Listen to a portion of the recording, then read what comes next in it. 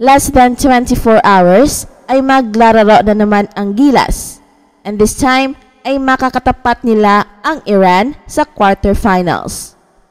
Looking at sa mga recent games ng Iran, ay mukhang malayong-malayo na sila in terms of continuity sa kanilang napakalakas na team noon. Kahit ang mga Iran basketball fans ay worried dahil daw wala ang mga magagaling na players na papalit sa grupo ni Ahmed Haddadi na nag-retire na pagkatapos ng FIBA World Cup.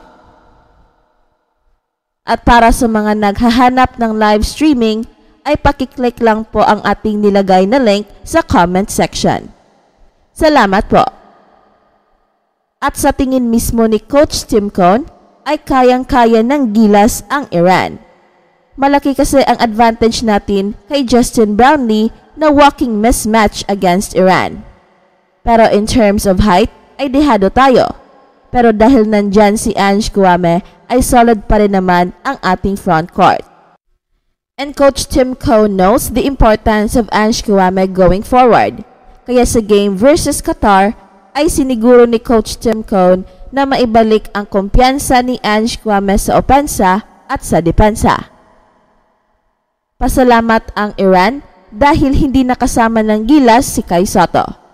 Magandang match-up sana ito sa 7-2 player ng Iran na siyang papalit kay Ahmed Haddadi.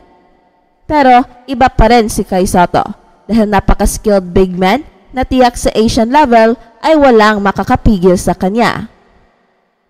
Ito ang pinakita ni Kai Sotto sa FIBA World Cup na kung saan against China ay pinakita ni Kai Sotto na siya na ang best big man ng Asia. Kaya pasalamat ang Iran at wala si Kai Sotto dahil siguradong makakatikim ang Iran sa bangis ni Kai Sotto sa opensa pati na sa depensa. Sa present lineup kasi ng Gilas ay 3 lang ang big men ng Gilas. Nandyan sina Junmar Fajardo, Japeth Aguilar, and Ange Kouame. Kung mag-foul trouble ang isa sa kanila, ay biglang ninipis ang ating rotation, especially against bigger teams like Iran and China. Kaya kailangan pa talaga ng isa pang big man. And Kai Sotto should be that guy dahil ito ang level ng competition na pwede siyang mag-dominate at gumawa ng pangalan. The competition is enough para sa level ngayon ni Kai Sotto na kung saan siksik sa skills and talent pero naghahanap ng paraan on how to use his skill set upang makikita sa buong mundo. Samantala, si Erlene Ando ay nakakuha ng bronze medal sa women's 64 kg sa 19th Asian Games nitong Lunes. At pansamantala niyang pinawi ang kampanya ni Heidelin Diaz na walang medalyang makuha.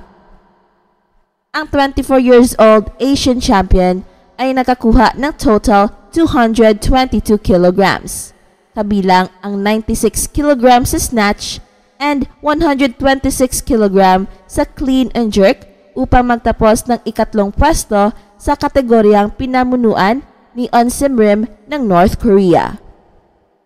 Inihandog ni Ando ang kanyang first ever Asian medal sa kanyang yumaong ama na si Lupito.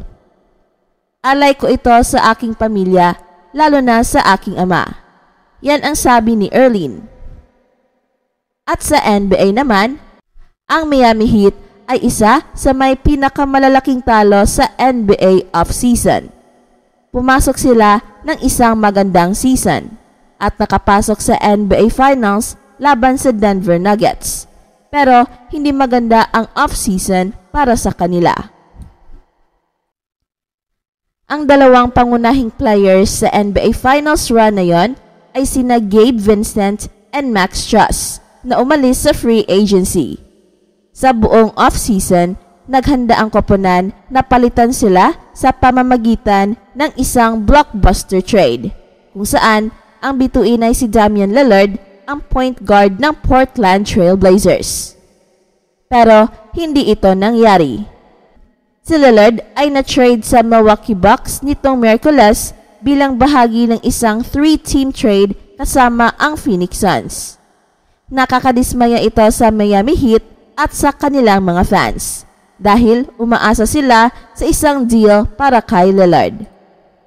Mas lalong masakit ang pagkawala dahil sa trade package na tinanggap ng Trailblazers. Ayon sa mga ulat mula kay Shams Charania, nag-aalok ang Heat ng isang mas malakas na trade package. Sinasabing inalok nila si Tyler Hero, Nikola Jovic, 3 first-round picks, first-round pick swaps, at maraming second-round picks sa mga negotiation para kay Lillard. Pero ayaw ng front office ng Portland na makipagtulungan sa deal between Miami Heat. Hindi gaanong ginamit ng Trailblazers ang kanilang potential na kapalit sa deal kay Damian Lillard. Marami rin ang nagsasabi na maaaring ang Trailblazers ay nag-negotiate ng hindi tapat at hindi nila gusto na ma-trade si Lillard sa koponan na gusto nitong paglalaroan na ang Miami Heat. Kaya nagkaganito. Hindi ito ang unang pagkakataon na ang isang front office ay nag-negotiate ng hindi tapat. Nitong July, humalat ang balita na hiningi ni Lillard ang isang trade at tatanggapin lamang niya ito sa isang destination, Miami. Sinabi pa ng anonymous sources na kung hindi magkakaroon ng messy holdout, maaaring magkaroon ng malaking problema. Ang NBA market ay naging tahimik. Walang malakas na bidding war para sa The Game's all-time greats. Ang paglipat ni Damian Lillard sa Miami ay naging isang inevitable.